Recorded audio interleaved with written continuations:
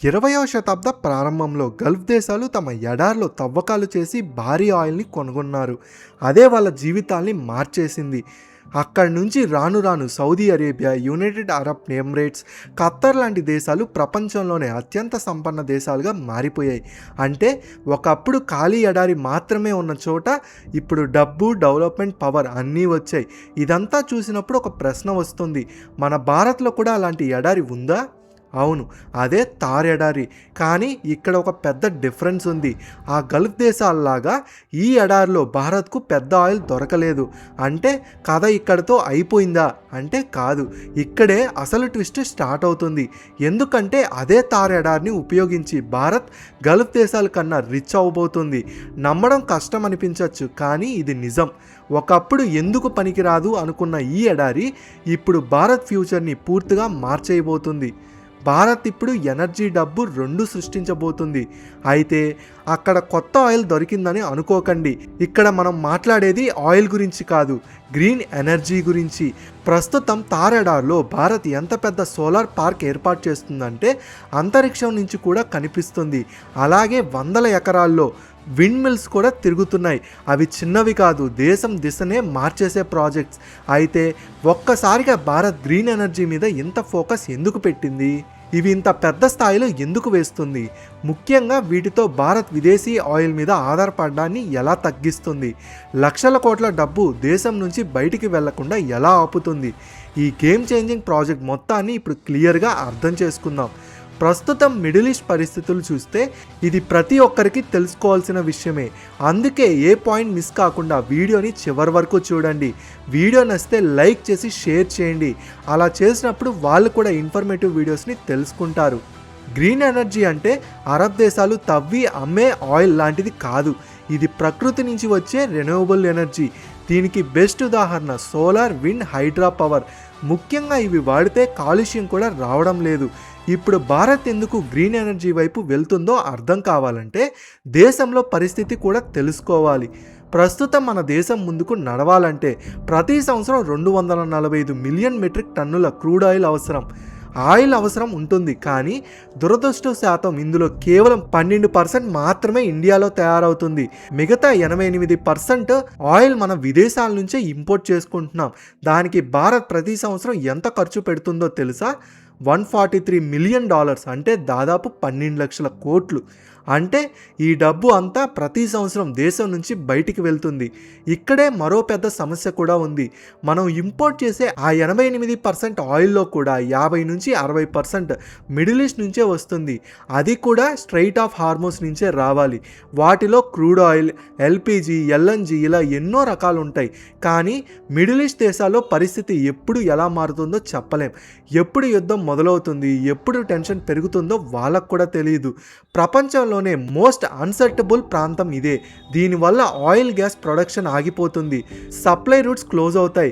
అప్పుడు ప్రపంచవ్యాప్తంగా ఆయిల్ ధరలు ఒక్కసారిగా పెరుగుతాయి. రేపు ఈ దేశాలు టైంకి ఆయిల్ ఇవ్వకపోతే భారత్లో పెద్ద ఎనర్జీ క్రైసిస్ వస్తుంది. ఇలా అయితే పరిస్థితి మరింత క్లిష్టమవుతుంది. ఇంకా కొన్ని దేశాలు ఎవరితో ఆయిల్ కొనాలో, ఎవరు కొనకూడదు అని కూడా నియంత్రించుకుంటున్నాయి. లేకపోతే టారిఫ్ పెంచి ప్రెజర్ పెడతాయి. అందుకే చమురు కోసం విదేశాల మీద ఆధారపడడం చాలా పెద్ద తప్పు. ఇది లాంగ్ టర్మ్లో మన దేశ ఎకానమీకి మంచిది కాదు. భారత్ ఇది ఇప్పటికే గ్రహించింది. అందుకే ఆయిల్ మీద ఆధారపడడం తగ్గించడానికి electrical vehicles, green hydrogen, ethanol blending, metro, solar, wind energy మీద ఫోకస్ పెంచింది. ఇలా ఆల్టర్నేటివ్ ఎనర్జీ మీద భారత్ ఫోకస్ పెంచడం, ఇందులో ముఖ్యంగా సోలార్, విండ్ ప్రాజెక్ట్స్ చాలా కీలకం. ఈ సెక్టార్లో భారత్ ఇప్పటికే వేగంగా ఎదుగుతుంది. ప్రపంచంలోనే పెద్ద సోలార్ పార్క్ ఇప్పుడు మన దేశంలో వస్తున్నాయి. ఉదాహరణకి రాజస్థాన్లోని థార్ ఎడారిలో ఉన్న బాద్లీ సోలార్ పార్క్ సుమారు 14,000 ఎకరాల్లో విస్తరించి ఉంది. ఇది సంవత్సరానికి 2,245 మెగావాట్ల పవర్ ఇస్తుంది.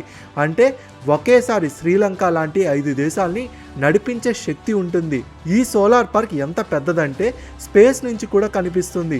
ఇంకా గుజరాత్లో కచ్ ప్రాంతంలో ఉన్న కవాట్ సోలార్ పార్క్ కెపాసిటీ అయితే మొత్తం పాకిస్తాన్ దేశం అవసరాన్ని మించిందే. అలాగే కర్ణాటకలోని పావగఢ్ సోలార్ పార్క్, దీనిని శక్తి స్థలం అని కూడా అంటారు. ఇక్కడ సంవత్సరానికి సుమారు 2000 మెగావాట్స్ పవర్ తయారవుతుంది. ఇది దేశంలో 3వ అతిపెద్ద సోలార్ పార్క్. ఇలా ఆంధ్రప్రదేశ్లో కూడా పెద్ద సోలార్ ప్రాజెక్ట్స్ ఏర్పాటు చేస్తున్నారు. ఆంధ్రప్రదేశ్లోని Kurnool ultra mega solar park సుమారు 6000 ఎకరాల్లో విస్తరించి ఉంది. ఇక్కడ మొత్తం 40 లక్షల సోలార్ ప్యానెల్స్ ఏర్పాటు చేశారు. ఈ ఒక్క పార్క్తో ప్రతి సంవత్సరం 70,000 టన్నుల CO2 కల్యూషన్ తగ్గుతుంది. ఇక్కడ తయారయ్యే పవర్ నేరుగా నేషనల్ గ్రిడ్కి వెళ్తుంది. ఇది మాత్రమే కాదు, మధ్యప్రదేశ్లో రేవా, గుజరాత్లోని ధోల్రా, రాజస్థాన్లోని పోఖ్రాన్, జైస్లాంలోని SIL ప్లాంట్, ఇది దేశమంతా సోలార్ విండ్ ప్రాజెక్ట్స్ వేగంగా పెరుగుతున్నాయి. ఇలా ఎనర్జీ ప్రాజెక్ట్స్ ఇప్పుడు దేశం పెద్ద స్థాయిలో ఏర్పడుతున్నాయి. ప్రస్తుతం India solar capacity UK, France, Germany, Japan, Australia కంటే కూడా ఎక్కువగా ఉంది. ఈ రంగంలో ఇప్పుడు మనం అమెరికా, చైనాతో నేరుగా పోటీ పడుతున్నాం. అయితే ఈ ప్రాజెక్ట్ ఎక్కువగా ఎడారి ప్రాంతంలోని ఎందుకు వేస్తున్నారంటే ఇది ఇండియాకి ఉన్న జియోగ్రాఫికల్ అడ్వాంటేజ్. రాజస్థాన్లోని థార్ ఎడారి, గుజరాత్లోని కచ్చా, ఇవి 2 ఎడారి ప్రాంతాలే. ఇక్కడ సంవత్సరానికి 320 రోజులు పైగా గట్టిగా ఎండ పడుతుంది. ఎండ ఎక్కువగా పడుతుంది, వర్షాలు చాలా తక్కువ. అందుకే ఇక్కడ నుంచి మ్యాక్సిమం సోలార్ పవర్ తీసుకోవచ్చు. ఇక్కడ జనాభా కూడా తక్కువ. మిగతా ప్రాంతాలు ఇప్పటికే కజస్టైన్ అవుతున్నాయి. అక్కడ కొత్తగా ల్యాండ్ తీసుకోవడం కూడా ఈజీ కాదు. కానీ ఎడార్లో ఈ ప్రాబ్లం ఉండదు. ల్యాండ్ ఎక్విజిషన్ గొడవలు రావు. ఇంకా ముఖ్యంగా ఇక్కడ భూమి ఫ్లాట్గా ఉంటుంది. అందుకే పెద్ద స్థాయిలో సోలార్ ఫెన్సులు ఏర్పాటు చేయడం సులభం. అందుకే ఇక్కడ సోలార్ ఫ్యాన్సులతో పాటు విండ్ టర్బైన్స్ కూడా ఈజీగా ఏర్పాటు చేయొచ్చు. అదే భూమి ఎత్తు పల్లాలకు ఉంటే ఇవి ఏర్పాటు చేయడం చాలా కష్టమవుతుంది. అందుకే ఇలాంటి భారీ ప్రాజెక్ట్స్కి ఎడారి ప్రాంతాలే బెస్ట్ ఆప్షన్. దీంతో ఉపయోగం లేదనుకున్న ల్యాండ్ కూడా పనికొస్తుంది. ఇప్పుడు ఈ గ్రీన్ ఎనర్జీ ఎక్కడ వాడతారో అనేది మీకు డౌట్ రావచ్చు. ముందుగా ఈ పవర్ అంతా సోలార్ పార్క్స్ నుంచి నేషనల్ గ్రిడ్కి పంపిస్తారు. తర్వాత ఈ ఎలక్ట్రిసిటీ దేశంలోని పెద్ద నగరాలైన ఢిల్లీ, ముంబై, అహ్మదాబాద్, జైపూర్, బెంగళూరు లాంటి సిటీల్ని నడపడానికి వాడుతారు. సోలార్ పార్క్ రిమోట్ ఏరియాలో ఉంటే ఆ పవర్ చుట్టుపక్కల గ్రామాలకు కూడా ఇస్తారు. దీంతో పాటు ప్రజల ఇళ్లపై, పొలాలపై సోలార్ ఫ్యాన్స్లు వేసుకొని తమ అవసరానికి కావాల్సిన పవర్ వాడుకోవచ్చు.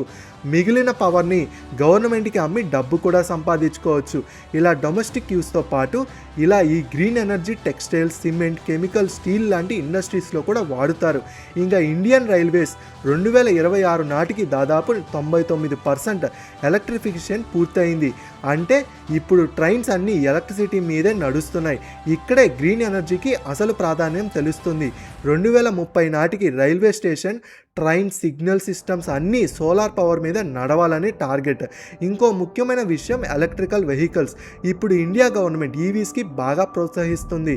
ఇప్పుడు ఈ వెహికల్స్ని గవర్నమెంట్ బాగా పెద్ద నగరాల్లో అన్నిటిలో కూడా ఛార్జింగ్ స్టేషన్స్ని ఏర్పాటు చేస్తున్నాయి.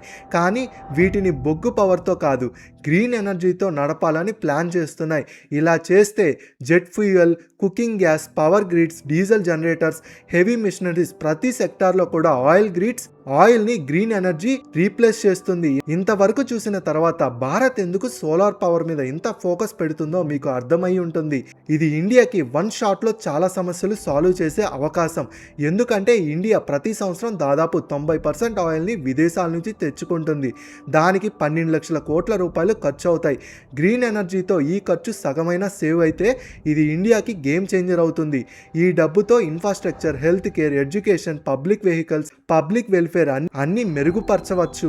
దేశాన్ని ఇంకా బెటర్గా మార్చచ్చు. అంతేకాదు ఇలాంటి ప్రాజెక్ట్స్ వల్ల దేశంలో భారీగా ఉద్యోగాలు భారీగా పెరుగుతాయి.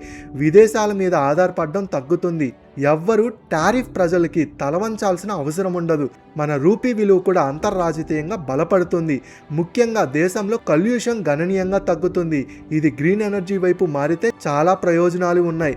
అలాగే Bharat national green hydrogen mission అనే మరో పెద్ద టార్గెట్ కూడా ఉంది. ఈ ప్రాజెక్ట్లో గ్రీన్ ఎనర్జీతో గ్రీన్ హైడ్రోజన్ తయారు చేస్తారు. దీన్ని దేశంలో వాడితే విదేశాలు కూడా ఎగుమతి చేయాలని ప్లాన్ చేస్తున్నారు. ఇప్పటికీ దీనికి డీల్స్ కూడా జరుగుతున్నాయి. Germany, Japan, Singapore, south Korea, European union దేశాలు ఇండియన్ గ్రీన్ హైడ్రోజన్ మీద ఆసక్తి చూపిస్తున్నాయి. అంటే ఈ విధంగా భారత్ విదేశాలకు ఎనర్జీ అమ్మే $1 బిలియన్ సంపాదించగలదు. ఇంతకాలం ఎనర్జీ కొనుగోలు చేసిన దేశం ఇప్పుడు ఎనర్జీ అమ్మే దేశంగా మారుతుంది. ఆయిల్, న్యాచురల్ గ్యాస్ లాంటి వనరులు శాశ్వతం కావు. అంచనాల ప్రకారం వచ్చే 50 నుంచి 70 సంవత్సరాల్లో అవి పూర్తిగా తగ్గిపోతాయి. అలాగే వాటి వాడడం వల్ల వచ్చే కాలుష్యం ఇప్పుడు దేశానికి ఎంత పెద్ద సమస్యగా మారుతుందో మనకి తెలిసిందే. అందుకే భారత్ సరైన టైంలో సరైన నిర్ణయం తీసుకుందా? ఆయిల్ మీద ఆధారపడటాన్ని తగ్గించేందుకు చేస్తున్న ఈ ప్రయత్నాలపై మీ అభిప్రాయం ఏంటి? ఖచ్చితంగా కామెంట్స్లో చెప్పండి. కంటెంట్ నచ్చితే ఇలాంటి మరిన్ని వీడియోస్ కోసం ఛానల్ని సబ్స్క్రైబ్ చేసుకోండి. నెక్స్ట్ వీడియోతో మళ్ళీ కలుసుకుందాం. అంతవరకు సురక్షితంగా ఉండండి, క్షేమంగా ఉండండి. కామెంట్స్లో జై హింద్ అని కామెంట్ చేయండి. జై హింద్ అనడం మనందరికీ గర్వకారణం.